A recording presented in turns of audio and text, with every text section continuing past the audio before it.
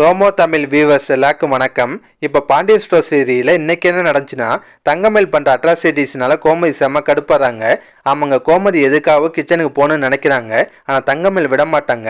அதை உங்களுக்கு என்ன வேணுமோ கேளுங்க, நானே பண்ணித்தரேன், நீங்கள்லாம் கிச்சனுக்குள்ளே வரக்கூடாது, ஏன்னா கிச்சன் என்னோட ஏரியான்னு சொல்கிறாங்க.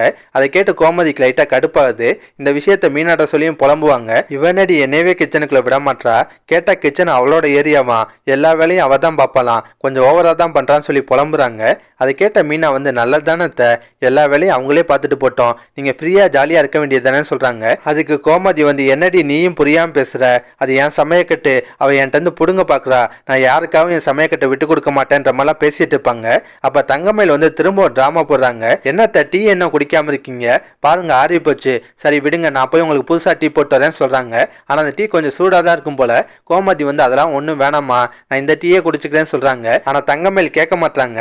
என்னத்த நீங்கள் போய் ஆரி பண்ண டீயெல்லாம் குடிக்கலாமா, அதெல்லாம் ஒன்றும் வேணாம், நான் புதுசாக டீ போட்டு வரேன், நீங்கள் அதை தான் குடிக்கணுன்ற மாதிரி பில்டப் பண்ணுறாங்க.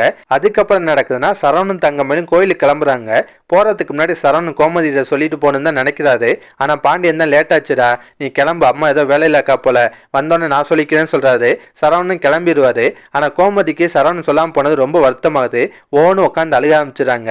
அதை பார்த்து ராஜி மீனாவும் ஷாக் ஆவாங்க. அத்தை என்னத்தாச்சு, ஏன் அழுகுறீங்கன்னு கேட்குறாங்க. அப்போ கோமதி வந்து திரும்ப புலம்புவாங்க.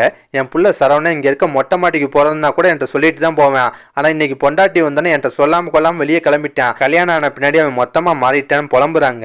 அதுக்கு ராஜி மீனாவும் இதெல்லாம் ஒரு பிரச்சனையாத்தான்னு கேட்பாங்க. அதை கேட்ட கோமதிக்கு இன்னும் கடுப்பாது. ஏன்டி சொல்ல மாட்டீங்க, நாளைக்கு உங்களுக்கு ஒரு ஆம்பளை பிள்ளை பிறந்து அவனுக்கு கல்யாணம் ஆன பின்னாடி பொண்டாட்டி பேச்சு கேட்டு உங்களை மதிக்காமல் சுற்றுவேன், அப்போதான் என் வழி புரியுன்ற மாதிரி புலம்புறாங்க. அதுக்கப்புறம் நடக்குதுன்னா, பாண்டியன் பழனிலாம் கடை கிளம்புறதுக்கு ரெடி ஆகிறாங்க.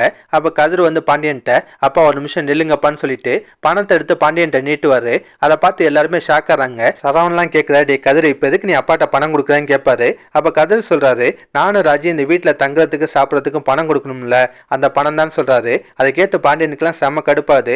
சரவணன்லாம் கோவப்படுறாரு. டே கதிர் இப்போ யாரும் உன்ட்ட பணம் கேட்டா, அப்பாட்ட வந்து என்னடா பேசிட்டு இருக்கேன்னு கோவப்படுறாரு. அது கதிர் வந்து நான் ஒன்றும் தப்பா பேசலன்னு, நீ வேலைக்கு போற அந்த சம்பளத்தை கொண்டு வந்து வீட்டில் கொடுக்குற, அதே மாதிரி அண்ணனும் கடையில் வேலை பார்க்குது, ஆனால் நான் எதுவுமே பண்ணாமல் இந்த வீட்டில் எப்படி சாப்பிட்றது, அப்புறம் சில பேர்லாம் இவனே தண்டச்சோறு, இவனுக்கு செலவழிக்கிறது இல்லாமல் இவன் கூட்டு வந்த பொண்ணுக்கெல்லாம் செலவழிக்கணுமான்னு அவமானப்படுத்துவாங்க, அதெல்லாம் எங்களுக்கு தேவையா, அதுக்கு தான் இந்த பணம்னு சொல்றாரு. அதை கேட்டு பாண்டியனுக்கு செம்ம கடுப்பாது. பதிலுக்கு பாண்டியன் என்ன பண்றாரு, கோமதி அவன் கையில எவ்வளவு பணம் வச்சிருக்கான்னு கேளுன்னு சொல்றாரு.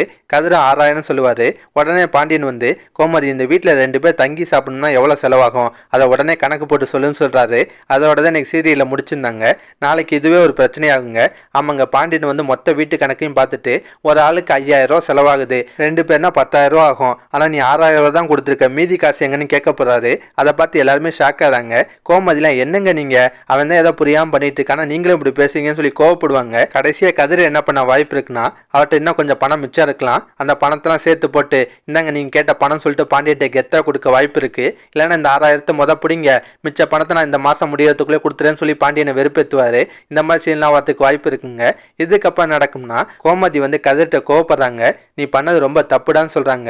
அப்ப கதிர் சொல்றாரு, நான் ராஜிக்காக தான் இதெல்லாம் பண்ணேன், எல்லாம் ராஜியை மதிக்கணும், யாரும் அவளை அவமானப்படுத்தக்கூடாது, அதுக்காக தான் இதெல்லாம் பண்ணேன்னு சொல்றாரு.